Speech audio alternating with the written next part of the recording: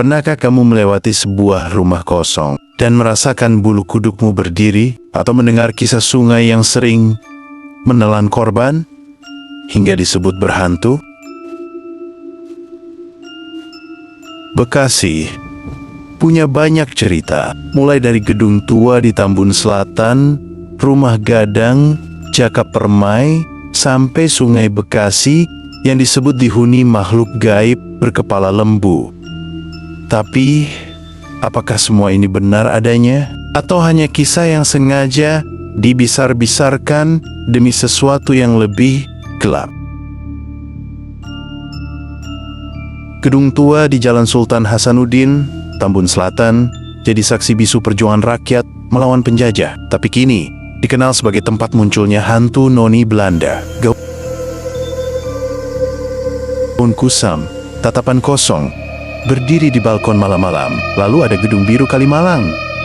Dulunya tempat biliar, kini kosong, tak berpenghuni. Warga sering melihat sosok wanita keluar dari gedung bercat biru pucat itu. Bahkan, suara tangisan anak kecil pun terdengar dari dalamnya.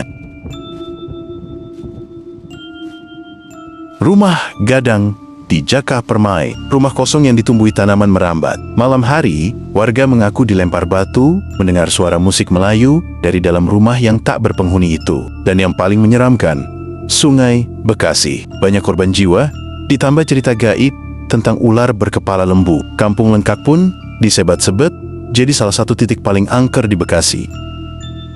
Tempat angker, ya, setiap tempat pasti ada penghuninya. Entah itu jin, binatang liar, atau hanya imajinasi manusia yang berani datang, bisa merubah tempat itu jadi kebun tempot wisata, bahkan masjid, tapi yang lain malah menjadikannya tempat klinik, membangun mitos, menciptakan sejarah fiktif, dan menjual cerita mistis demi bisnis.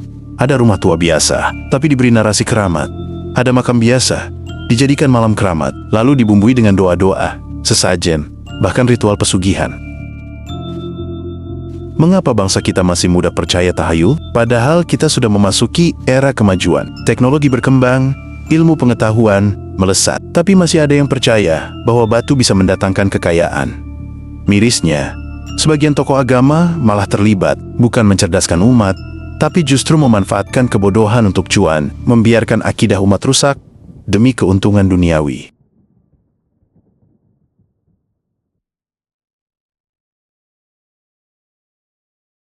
Inilah saatnya para dai tauhid, pemerintah, dan masyarakat sadar. Kita harus menjaga kemurnian akidah, meluruskan sejarah, dan menolak bisnis gelap yang menjual agama. Alhamdulillah, di Bekasi, beberapa tempat kini dilindungi sebagai cagar budaya. Tidak semua cerita mistis harus kita telan mentah-mentah. Mari kita jadikan tempat bersejarah sebagai pelajaran, bukan tempat mencari kesaktian. Karena sejatinya, yang bisa menolong kita bukanlah pohon tua, makam keramat, atau rumah angker, tapi Allah Subhanahu wa Ta'ala. Tulis di kolom komentar, apakah di kotamu juga ada tempat angker yang penuh cerita? Jangan lupa like, share, dan subscribe untuk konten edukasi Islami lainnya.